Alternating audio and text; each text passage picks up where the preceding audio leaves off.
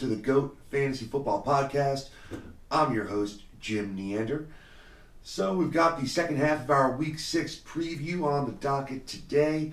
Going to be going through the back half of the games here, but I do want to take a few minutes to go over the Thursday night football game here we had last night.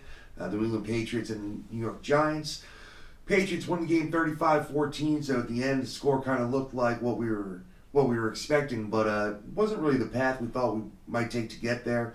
The game was pretty close, for most of the game there into the third quarter, so it was pretty exciting. I think if you're a Giants fan, you had a lot of reason to be optimistic moving forward. If you're a Patriots fan, you're still feeling good about beating up on the bad teams in the NFL, and while they're in front of you, you just knock them down, right? So, but the Giants, Daniel Jones looked pretty decent. He threw the first TD pass against the New England defense on the year. New England defense continued to look really just outstanding. Scored another touchdown defensively. Added one on the blocked punt with special teams. So continue to score an incredible amount of points as a defense, as well as just stifling the other team. Daniel Jones did throw a 64-yard touchdown pass to Golden Tate, so it was good to see Golden Tate get involved. He had 9 targets last night. So, if you played Golden Tate, you're really happy. You got 6 catches, 102 yards. You got that long touchdown, that 64-yard touchdown. Looked really good at a bunch of times throughout the night. So you were pretty happy with Golden Tate. But other than that, there weren't really other playable Giants, at least as far as, you're hoping you didn't play him. Daniel Jones only went 161 yards, a touchdown, and 3 interceptions. That's not going to help you. If you did play John Hilliman, he ran the ball 11 times, 38 yards. Didn't really add anything on the out of the backfield receiving. He had 2 catches for -3 yards, so that certainly didn't help you either. You weren't happy if you played him. Looking forward though, I think the defense showed up on the road, and you're happy about that if you're a Giants fan. They had their top 3 players injured. I mean, Shepard's out, Barkley's still out, Evan Ingram was out, and they'll be getting all 3 of those players back over the next week to 2 weeks. I think all of them will be on the field, and I really think that they have a chance to kind of turn it around. They're only 2-4. That's fine. You're still within striking distance at 2-4. You need to win a few games, of course, and start to put it together. But I do think when they get these weapons back, that as a team they'll be able to win, and I do think as a fantasy football owner that you'll be able to play a number of Giants going forward. I do think they're going to have an offense that is potent enough that you're going to get the points that you need out of the skill position players. So really just keep an eye on that Giants team. Wait to see when they get their weapons back, and I think they're going to be a fun team, honestly, to watch in the second half of the season. I'm excited for people that have Sterling Shepard, Saquon Barkley, Evan Ingram. I think they're all going to have big second halves of the season. The New England Patriots had a pretty standard game. Again, it was tough sledding in the beginning. Brady had 334 yards through the air. Did not throw any touchdowns. He did have an interception, but he did run the ball in twice. They used the QB sneak a number of times in this game, a few times unsuccessfully, but they did get the ball in the end zone twice with the QB sneak. So if you played Brady, you got what you needed from those rushing touchdowns. You felt good about that. If you were a Sony Michel owner, you felt kicked in the gut repeatedly. Not only did Brady take 2 goal line touchdowns, Brandon Bolden also scored a close touchdown, and Michel didn't get any. He had 22 carries on the night, so he got plenty of work, 86 yards, very workmanlike 86 yards. But had he got 2 of those 3 touchdowns, you'd be feeling really good about it this morning. Instead, you got a very, very pedestrian game from Sony Michel again, in a game where he had plenty of carries and plenty of chances to make things happen. Let's see, on the receiving end, Julian Edelman did everything you needed him to. 9 receptions, 113 yards, so you're happy with that. He had a great game. James White, if you played him, you flexed him in a PPR league. Hopefully that's the only format you want to play him in. He did what you needed to. He caught all 9 of his targets. Only 46 yards, but he did that. That's 13.5 points. Didn't hurt you, didn't kill you at all. Didn't blow up your league by any means, but you're okay with that. That's fine. You're not okay with Josh Gordon. 1 catch for 7 yards. Tried to make a tackle on that I think it was a strip sack and a touchdown for the Giants. And he tried to make a tackle, got his knee bent backwards, and did not enter the game again, unfortunately. So, ended the game with 1 catch for 7 yards. Not feeling good about that, but what can you do? So, that's kind of what we expected. New England manhandled the Giants. Their skilled players look pretty good. You got points where you needed them. And the Giants, look good going forward. So, that's what we're going to keep an eye on. All right, so let's bring it back towards our Week 6 preview show. We went over again, the first half of the games, yesterday's episode. You'll find that up on YouTube. So we're going to go over the rest of the game starting now. We're going to go to the Cleveland Browns hosting the Seattle Seahawks. It's the last 1 o'clock game that we have to review here. And the visiting Seahawks look fantastic. They're 4-1. Russell Wilson is absolutely killing it. He's one of the most efficient, if not just one of the all-around best quarterbacks in the league right now. So you're definitely playing Russell Wilson on the road. You're not even thinking twice about it. He just looks great. All you wish is that they probably weren't such an efficient team. If they threw the ball more, he'd probably have more gaudy fantasy numbers. But as a team, they're fantastic because they do really stick to the run. That opens up the pass. Chris Carson, 94 attempts through the first 5 weeks. So he's getting just about 20 carries a game. Yeah, he had the fumbles, but that was a few games removed now. He's ran the ball a number of times since then. They've showed the confidence in him. And at this point, it looks like Rashad Penny is just going to be that change of pace back, maybe getting 25% of the carries or so. I don't want to see him go any higher than that. I don't really think he's going to yet. And, for the receiving options for Seattle, you're playing Tyler Lockett. He's always, a threat. He's still, top receiver. You're definitely going to play Will Dissly as a tight end. He's had an affinity for long plays with Russell Wilson at this point. I've seen a number of 15, 20-plus yard plays from him. Wilson likes to look for him, right down the seams, around that distance, that 15, 20-yard distance, and he's going to have another big week this week. Outside of that, I really don't think I'm ready to play DK Metcalf. Any week he can score a touchdown. We've seen it already. He has that big playability. That was the big story coming out of college. But, when I want a high floor and I want to know I'm getting some points, I'm just not ready to have DK Metcalf in my lineup. Doesn't mean you can't flex him if you're looking a little bit thin, but I'm not looking for him there. So we're going to move over to Cleveland. Cleveland's been, an enigma. We really don't know what to do with the Cleveland Browns right now. Their offense is kind of stuck in neutral. They really can't get it going. Baker Mayfield had another really, really tough game last week against the Niners on Monday Night Football. Maybe getting out of prime time is going to help them. A little less pressure maybe than those big games. You want to see a comeback from Mayfield. I just don't know if it's going to happen. I know they're at home this week, but Seattle, they're not the Legion of Boom of old, but they are still playing pretty good ball. And I don't know if I would be, willing to play Mayfield this week. You are going to play Nick Chubb. That's the only rushing option that you're going to look at in the Cleveland backfield, but you're going to play him with confidence. He's running the ball great, even though the offense isn't clicking on all cylinders. You can count on Nick Chubb to be a dominant force in the backfield, so go ahead and play him. The receiving options, and this is where it gets hard for a fantasy football owner, is, you paid up for Beckham, obviously. He's a, late first round, maybe he went near the mid-late, part of the second round, depending on your drafts. And it's really hard to even think about, benching those kinds of guys.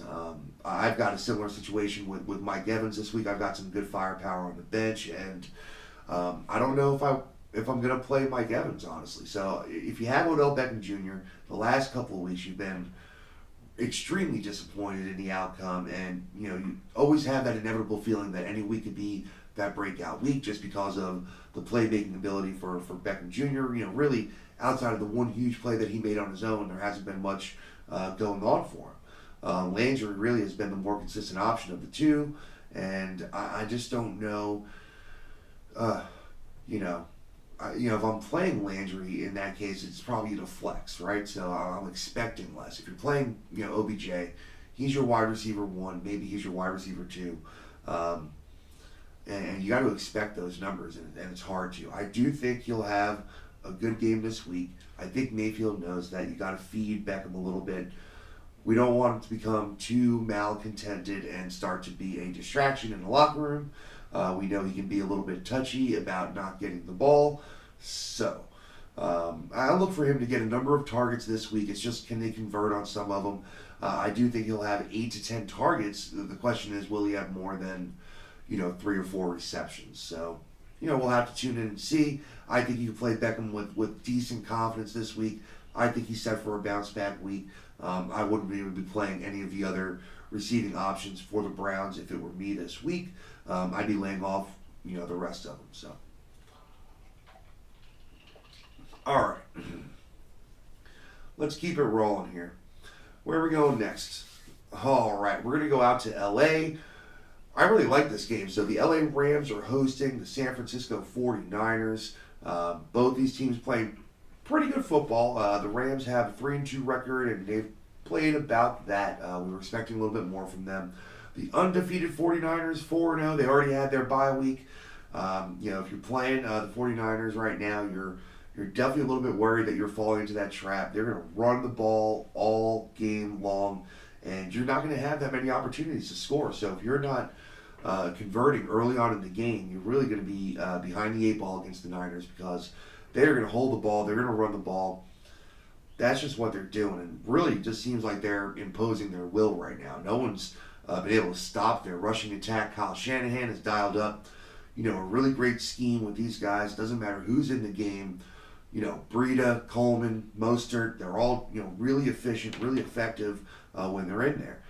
So I really do think you can play Garoppolo on the road this week in LA. I do think he'll be a decent streaming option. I expect a number of points to be put up in this game. So I do think you can play Garoppolo as a streamer. He'll be, maybe a top 4 streaming quarterback option for me. The backfield is just a little bit harder because it is a running back by committee, and you do know that they're all playing great. So you have a tendency to want to play all of these guys, Breida, Mostert, and Coleman. You're getting points from all of them every week, and it's really hard to decide who to play. I think you can play Breida in a flex role. I think you can play Tevin Coleman in a flex role. I think you have to be expecting back-end running back 2 numbers from these guys right now, just because they're not getting a majority of the touches. I do think they are, again, you can play these guys, and I think you should expect, those numbers to be back-end RB2, high-end RB3 numbers from both of them. I probably wouldn't be playing Raheem Mostert this week for me. I think they're going to get Coleman a little bit more involved. On the outside, I know I said Garoppolo's streamable, kind of quarterback, and I really do believe that, but they have been, struggling getting the ball out there, as far as passing the ball, getting the ball to anybody but Kittle down the field. I want to see them get Marquise Goodwin more involved, want to see Deebo Samuel more involved, so I do think they're going to open up the defense a little bit. The Rams have that formidable front 4. They're going to be getting after them, and I think there's going to be some options down the middle of the field that are going to be open that Garoppolo can take advantage of this week. So, you're playing George Kittle. I'm not ready to say, yes, go ahead and start other 49ers receivers, but keep an eye on Goodwin, keep an eye on Deebo Samuel. I think they are going to have a better week this week, and it's trending upward for those guys. Moving over to LA, Jared Goff really, continues to disappoint his fantasy owners. It hasn't been horrible, but certainly you expected more out of him. The opportunities have been there. They just haven't looked like themselves over the last couple of years. They're not clicking the way they have been. Not as many extended drives. Gurley doesn't look the same. The Woods connection is not working the same. So there's a lot to be a little bit stressed out about. Todd Gurley didn't practice midweek. We still don't know what his complete status is going to be for this weekend's game. So definitely look for Malcolm Brown if you're a Todd Gurley owner. Hopefully you already have Malcolm Brown on your bench. But if you don't, see if he's available, because it's possible that Todd Gurley will not be available for this game, or he'll be limited. And if that's the case, Malcolm Brown certainly has value. So you got to look at him. But if Gurley's available, you're definitely gonna trot him out there and hope that he looks even 75% of what he did look like last year.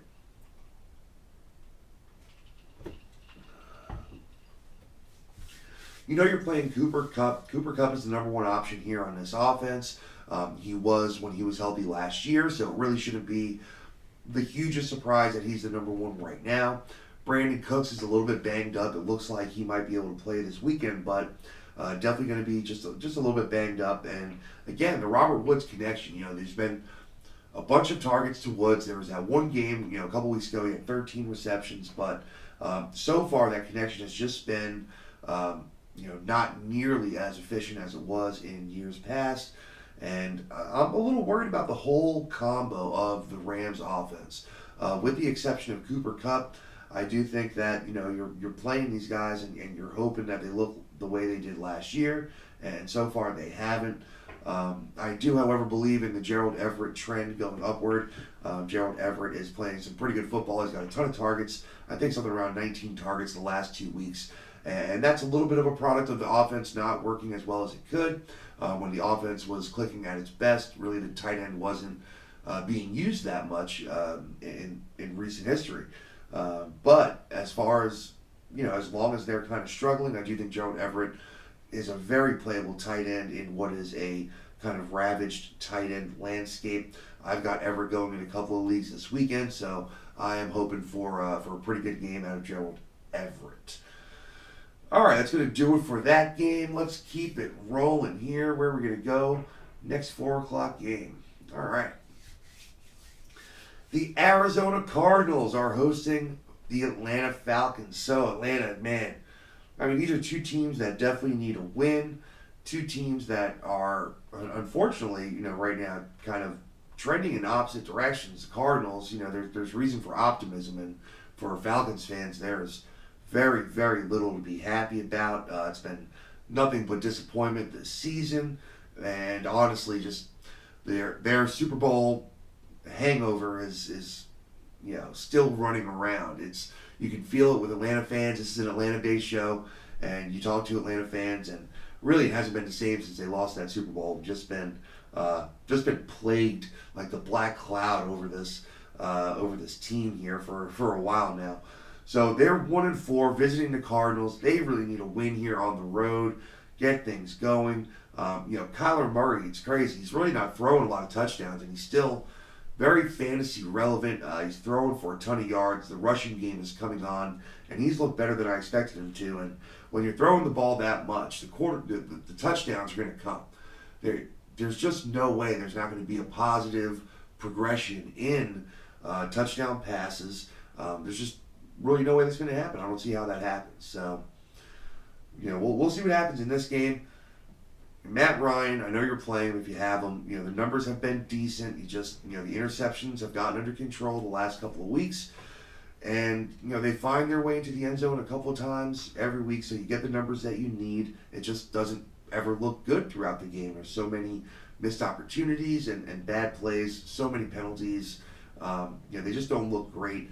Devontae Freeman, it's tough to play him right now. I don't know that I would. Ito Smith has definitely looked better when he's been in the game. When he's had opportunities, he's looked pretty good. So I expect him to sneak just a few more touches away from Freeman this week, and maybe moving forward as he continues to look like the better back. If you're going to play Devontae Freeman, just know that it's no longer that solid running back 2 with running back 1 upside. I think you're hoping that it's solid running back 2 production, and knowing that it might be back end, RB2, maybe mid-end RB3 production. So, just beware. Devontae Freeman is not what we were expecting him to be. Julio Jones, you're playing him. Calvin Ridley, even though he's been disappointing, you should go ahead and play Calvin Ridley. This is a game where he can definitely get it going and maybe score 1 or 2 touchdowns. I do see some touchdowns in the air coming for Atlanta in this matchup on the road. Mohamed Sanu has been solid. If you're really in need of a high floor, low ceiling, flex option, you can go ahead and play Mohamed Sanu. But I'd probably leave him on the bench. Austin Hooper, you got to play. Austin Hooper is absolutely killing it for you this year. If you drafted him, you got him way late in the draft. Maybe you even didn't have to draft him. But most leagues he was going, as maybe tight end 12, 14, 10, something like that. And, he's right at the top of the pack. So you're thrilled with Austin Hooper. Keep playing him with confidence. Moving over to the Cardinals. Again, Kyler Murray, we talked about it a little bit. Kyler Murray's looked really fantastic, and they're just throwing the ball a whole lot. They are chucking the ball around. There's plenty of opportunities out there. And again, when you're throwing the ball that much and the yardage is that high, touchdowns are going to come. I'm not saying he's going to throw a ton of them, but right now, I mean, 4 touchdowns is not what you're going to expect with that many attempts. So I think you play Kyler Murray in this matchup and feel really good about it and feel like you're going to get, QB 5 to QB 8, range numbers this week. A little question mark about David Johnson. We're not sure if he's going to play or how much he's going to play. If he's limited, if he's out, of course, Chase Edmonds becomes a must-play option. And if David Johnson is out, again, someone has to get Chase Edmonds, and you have to play him. Hopefully the David Johnson owner has made that move already and made a little bit of room on his bench and put Chase Edmonds out there. But just keep an eye on that going into the weekend, because I do think that Chase Edmonds is possibly playable on his own, even if David Johnson is active for this game. I do think you're going to be able to maybe play Chase Edmonds. And again, if Johnson is out, you must play Chase Edmonds. Looking at the receiving options, at this point, it's just Larry Fitzgerald. Christian Kirk is still, banged up, and, his status is still kind of up in the air. So we're not sure what you're going to do with the rest of your receivers there. Larry Fitzgerald is still going to be a solid floor kind of option. He could always be a decent, wide receiver 2 with a good ceiling, but other than that, I don't think you can really play other Cardinals receiving options. So that's going to do it for that game. All right, let's keep on rolling. All right, we're going mile high. Let's go to Denver, where the Broncos are taking on the Tennessee Titans. This is going to be probably a little bit of an ugly game. The over-under here from Vegas is 40.5 points, so really not expecting that many points to be scored. And I completely understand why. 2 teams that want to play defense, kind of slow the game down, run the ball. So we'll see what happens here. You're playing your running backs in this matchup. Outside of that, for Tennessee, I mean, you're not playing Mariota. I do think you're going to play Derrick Henry for sure. He's going to have 20-plus touches on the game, so you're going to have to play your Derrick Henry. But other than that, I'm not playing any other Tennessee Titan, honestly. Not playing Corey Davis, Adam Humphries, Delaney Walker. If I could find another option out there, if I was holding on to Delaney Walker and I was excited by that good first week, at this point you got to understand that it's probably not going to happen for Delaney Walker this year. He's going to have a decent little floor, but there's got to be other guys you can find out there that are coming back. Hawkinson's coming back. Chris Herndon. There's other guys that are out there that you got to look at. But at this point, I'm not playing any other Tennessee Titans aside from Derrick Henry. In Denver, I think you can flex Joe Flacco. Flex. I think you can stream Joe Flacco. The numbers have been decent. He's developing a pretty good rapport with Cortland Sutton. Things are going pretty well there, and I just think that he's a wily old vet, and he's, going to create some plays. You're not going to expect, him to be probably a top 12 quarterback, but he'll probably slide into the top 15 in that range, and he's not going to hurt your team if you need to stream him. I think you can. You're still going to play Phillip Lindsay, of course. He's been looking pretty good. Still a little bit of a split there with him and Royce Freeman. I'm not ready to play Royce Freeman yet, but go ahead and put out Phillip Lindsay. He's going to be ready to rock against the Titans. And I definitely think you play Cortland Sutton. I do think you can play Emmanuel Sanders. I have him in that order. I think Cortland Sutton is a wide receiver 2. I think Emmanuel Sanders is more of a flex option, wide receiver 3 on the wide receiver 3-4, kind of line there. So I think if you play Emmanuel Sanders, you got to be a little bit, tentative and just a little bit apprehensive about that. But I do think you can play Cortland Sutton with a lot of confidence. Noah Fant in the tight end position for Denver is kind of coming on, but I'm not ready to play Noah Fant yet if I have better options. He's just not getting enough snaps, enough targets to really be, kind of viable. There's no breakout potential there, so I want at least a little more upside when I'm going for a tight end. Oh, speaking of, let's move on. Let's go to the New York Jets hosting the Dallas Cowboys. I was hoping to have Chris Herndon back this week after his suspension and the bye week. People that were patient were, waiting for him to come back off the waiver wire. Maybe you picked him up 1 week ago. Maybe you picked him up 2 weeks ago, waiting for this day if you're an O.J. Howard owner or in a similar position. You were waiting for Chris Herndon. Now he's got a hamstring strain or a hamstring pull, grade 1, and probably going to miss 2 weeks or so. And now you can't play him. Now you probably have to hold on to him or throw him back out and hope you can reel him back in a week or two. But you're playing a dangerous game there because tight ends are few and far between. Let's start with Dallas Cowboys, though. Let's not get off track here. The visiting Cowboys are going to put up plenty of numbers against the Jets. You're playing all of your Cowboys. You're playing Prescott. You're playing Zeke. You're playing Mari Cooper. You're playing Michael Gallup. And really, I think you should play Jason Witten if you're in that position, unless you have a top 5, tight end. I think you should play Jason Witten. I think he's going to have a fine game. He'll probably have 4 or 5 receptions for 40 or 50 yards. I think that's my prediction for Witten, and maybe he gets in the end zone once and you're thrilled. So that can happen. As far as the Jets go, I know Sam Darnold is now cleared to play, and so the assumption is definitely that he's going to be starting on Sunday, and that's a positive for the Jets as a team. It's a positive for the Jets as a fantasy football, viable option as far as their weapons go. But this week, outside of Le'Veon Bell, I'm not playing any of my Jets. I'm not really considering Darnold as a good streaming option this week, even though he's at home. I just need to see how he looks first before I can think about playing him.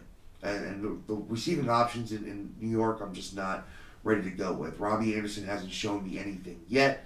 I think Crowder, he's a decent little sneaky dart throw just because how many targets he had from Darnold early on. And maybe you're looking at that and saying, all right, well, I'll take a dart throw and I'll put Jameson Crowder out there hoping he has 10, 12 plus targets and maybe he'll have, production by volume in a PPR league. So I can see that. So if you want to go with that narrative, you can play Jameson Crowder. I'm not doing it, but I can see where you can make that argument that Darnold's going to be looking to get the ball out quick against a good Dallas front 7, and maybe you'll see a lot of short passes to Jameson Crowder, especially with Herndon out. I can make that argument, so that's fine. I can deal with that argument. All right, that brings us to our Sunday night game. The Los Angeles Chargers hosting the Pittsburgh Steelers. This game, in years past would be pretty darn exciting, right? Pretty darn exciting. But it's not this week, unfortunately. You're going to play a few of your weapons here. You're going to play James Conner. Jalen Samuel is going to be out, I think, about a month, it looks like. So you can play James Conner with a lot of confidence, knowing that he's going to get the ball quite a lot this game. Maybe he'll throw the ball. Maybe he'll catch the ball. He's going to run the ball a lot. He might even kick the ball a little bit. We're going to see what happens. Pittsburgh needs all hands on deck. Whoever's skilled can contribute when you're in Pittsburgh. Outside of that, I can't see how you play anybody. Even Juju Smith-Schuster, I don't see how you can really play anybody that's not James Conner on the Pittsburgh Steelers. I'd love to hear an argument for playing Juju Smith-Schuster. I know he's the number 1, and I know you're going to say, well, they ought to throw the ball to somebody. I mean, they're going to be throwing the ball, right? Somebody's going to be back there. Somebody's going to be passing the ball. And I hear you, but you have a potential for a donut here, or just a really low game. So I'm going to stay away from it. Let's move on to the Chargers here. I think Phillip Rivers is, he's probably not out there in your leagues, but he's very playable. I definitely think you can play Phillip Rivers. I know he's lacking some of his weapons in the beginning of the season, but they're all coming back now. Melvin Gordon is back. Mike Williams is back. I think even Hunter Henry is back. So really, we're going to see what they can do with kind of a full deck. I know everybody's not up to 100% maybe, but they do have a lot of their players back, and I do think it's interesting to see what the Chargers can do here. I think you're still playing Austin Eckler as a RB 1-2, maybe on the back end of that RB1, but probably with Melvin Gordon taking some of those touches, more like a high-end RB2.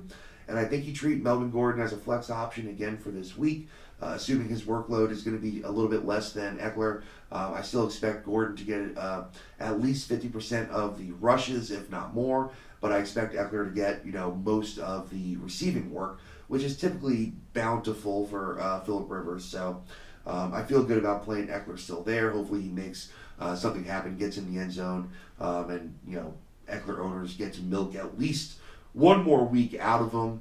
I know I've got him in one of my big leagues, and I've been really enjoying just kind of milking this start and knowing that it was probably going to come to an end around this point, but you're still happy about it.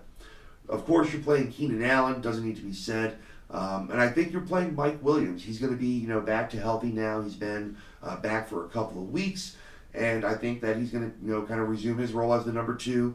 You're not going to see Keenan Allen getting 17 targets anymore, I think, with Mike Williams healthy and on the field. So I think you're playing all those guys. I don't want to see Hunter Henry in my lineup yet until he's proven it, at least for a couple of weeks. I know, tight end is a brutal struggle, but I don't think you're ready to play Hunter Henry yet, to be quite honest. So I would still sit Hunter Henry and hope that you have a better option out there. But, I totally get it if you have to play it.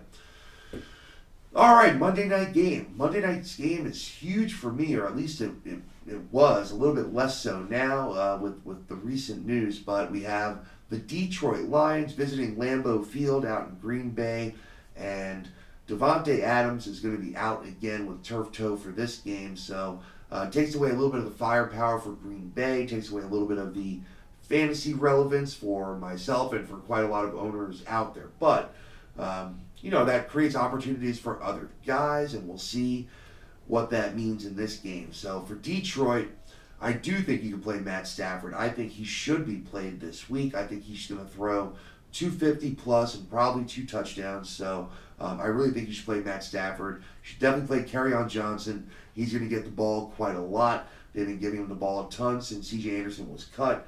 And I just think, volume's going to win out here. Like to see him catch a few more passes. Love to see him have 5 or 6 receptions in this game. I feel great about that. But you're definitely going to play Kerryon Johnson. And really, I think you're playing Marvin Galladay. Let's get it on. Marvin Galladay. You're playing Kenny Galladay. You're playing Marvin Jones. I really think you should play both of those receivers with Kenny G. You're kind of expecting, back end wide receiver 1, maybe up to, high end, wide receiver 2 numbers. And Marvin Jones is a solid wide receiver 3 flex kind of guy. You can play all those guys. T.J. Hawkinson is expected to make his return in this game. Kind of late news today that he's expected to suit up. And we'll see. I'd play him, honestly. If you don't have one of those top 5 or 6 guys and you're chucking it around and you're saying, well, who am I going to play this week? Am I going to play O.J. Howard again? Am I going to play, Jeff Swaim because James O'Shaughnessy is out? And I'm going to play a tight end that's going to start. I mean, yeah, who are you going to play? Are you going to play Greg Olsen? I don't know. So why not play T.J. Hawkinson?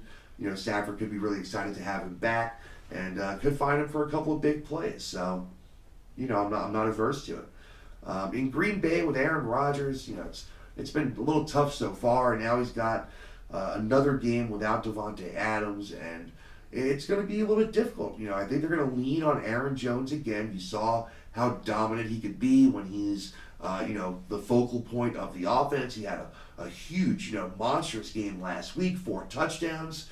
He's not going to do that again, but I do think they're going to lean on him. He's going to have a big game. He's going to have a lot of touches this game. So you're playing Aaron Jones. You're feeling great about that.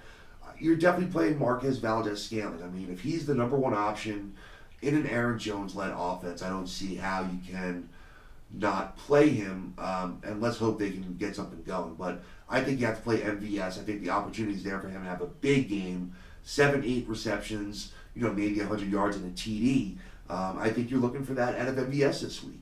So, past that, I'm not ready to play Geronimo Allison. I really don't want to play Jimmy Graham. You might get the touchdown there out of either of those guys, that's for sure. But, out of all those weapons, I want to play Marcus Valdez-Scantling, Aaron Jones. That's who I want to play alongside Aaron Rodgers, and that's it. That's who I want to play in that game. I'm really looking forward to that Monday night slate. I'm looking forward to this whole weekend of games, man. I'm psyched right now. Week 6. I mean, it's going by fast, but it's been a lot of fun so far. I'm excited. A lot of my leagues are going great. I've got some great teams. I've got some good teams. I've got some bad teams, but that's how it goes in fantasy football. So you got to keep with it, right? You got to keep making your moves. You got to keep working that waiver wire. You got to keep playing your team hard and trying to play the best lineup that you can. So if you don't have the time to do all that research, you should be tuning into the GOAT Fantasy Football Podcast. Keep tuning into us every week. We're going to be around. You can get in touch with me on Twitter at Jim Neander, on Twitter at Jim Neander, or at the GOAT FF Podcast. On Twitter, you can let us know if you have any questions about lineups and who should be playing. You can also email the show, Jim at thegoatfantasyfootball.com. Shoot me an email. Let me know if you have any questions, whatever we can do to help you out. That's what we're here for. So I hope you have a great week. I hope your teams, really kick some ass out there. And hopefully you have a lot of big W's out there in fantasy football land. Hopefully I do too. So let's have a good week. All right, we'll look forward to seeing you next time. Thanks for joining us. Have a good one. See you soon.